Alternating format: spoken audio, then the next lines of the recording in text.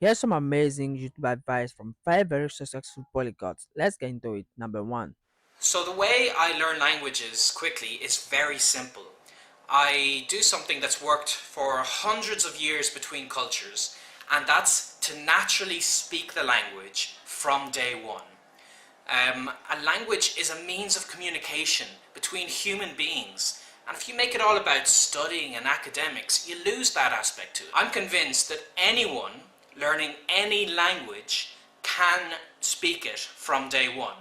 And if you use these techniques, that will give you a huge boost. First thing that people can do, if the kids are willing to accept the fact that they just have to listen, just expose themselves, watch cartoons, watch movies, don't worry what they can remember. And I would even suggest to students, step number 1, go to YouTube and look up people like Luca Lapoiello or look up other people who talk about how to learn languages. There's so many of them. Expose yourself to it, forget it, watch someone else, forget it. Get a sense of what language learning is all about. Because, someone who's in the core language curriculum, French curriculum in Canada, or learning English in Japan, they're going to be at it for quite a few years. So they probably would benefit from having some sense of how language learning works, and that's best found on the internet. And I'm referring specifically to YouTube. Now, the next thing is kids in Sweden who watch cartoons, they're interested in their cartoons. They're not interested in learning English, they're interested in cartoons.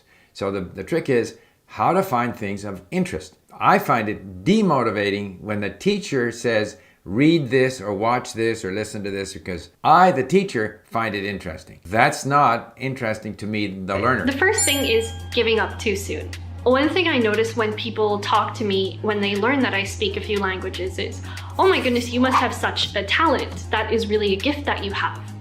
And while I appreciate the sentiment, I do want to remind people that it's not just a talent or a gift. It's really a lot of time, effort, and motivation that people have to put into learning languages. It's not just something that talented people can do overnight. I've been learning Korean for about 11 years, and I still feel that I could be getting better. And it's a continuous effort over a number of years that allows me to be able to speak Korean comfortably. But I think when people have this impression that language learning is just a talent, or when they look at people on YouTube and see how well they can speak, they think, oh, it shouldn't be that hard, right? And then when it does get hard, they give up. Now, this is not necessarily a mistake, but I think it's something that people could go into with a different mindset. The point of my channel is to encourage you and inspire you to learn languages. But I want you to do that in a realistic way. Understand that it does take time and effort, but it is not impossible. I'm mentioning this as the first thing because this is related to your mindset when going into a language as a beginner. If you think it's going to be a breeze, you might be giving up easier than you thought. So try and be realistic about it. Number 2 is too many resources, analysis paralysis. Everybody online is trying to sell you their courses or their resources. You'll go to a bookstore and you'll see so many books. You'll browse the app store and you won't know where to start. Again, not really a mistake that people make, but I think it's easy for people to fall into the trap of looking for the best resource and not actually spending that time and energy learning the language. You don't even need to have a textbook or an app if you find enough free resources online, communities of people you could talk to, content or music to watch, podcasts with transcripts. There's a lot that you can start with. Myself, I like to use textbooks because I feel that I learn better when I see something on a page, when I can highlight it, circle it, interact with it. Choose what is right for you, but try not to get bogged down by the idea that, oh, there are so many resources available, I need to find the perfect one.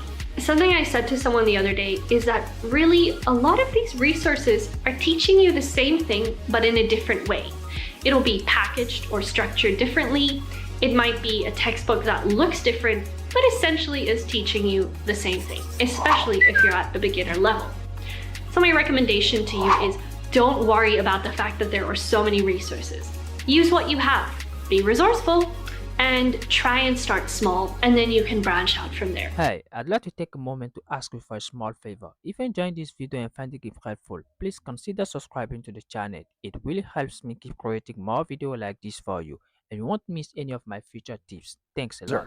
Talk to yourself. First, start by talking to yourself. I know it sounds crazy, and you might sound crazy while doing this, but talking to yourself helps a lot.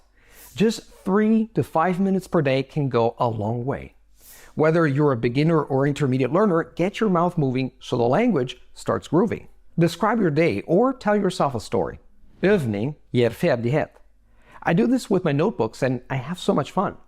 Look at this picture of me in the park talking to myself. The birds and the old people next to me probably thought I belonged in an insane asylum, but little did they know I was like Aladdin on his magic carpet, exploring a whole new world. You don't have to do it outside. Keep it stress-free by doing it at home because it's fun and it's very, very effective if you learn to do it the right way. Find the others. Who are the others?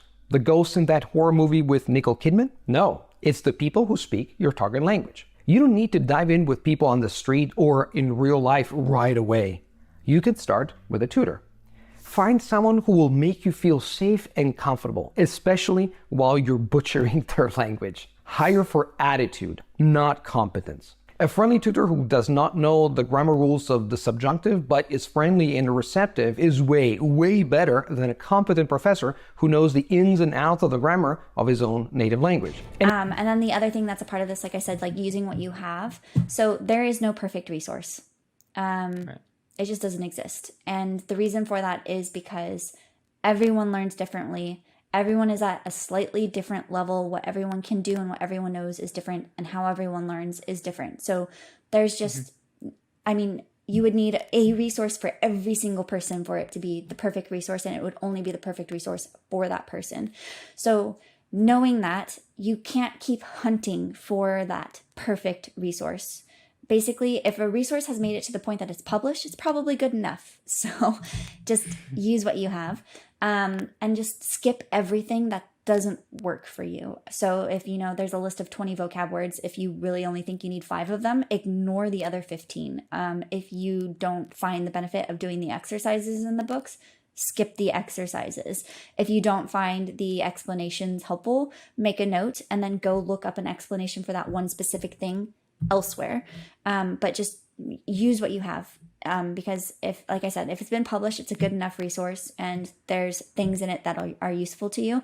And if it's not a good enough resource for you, like it just doesn't work for you, then again, use something else.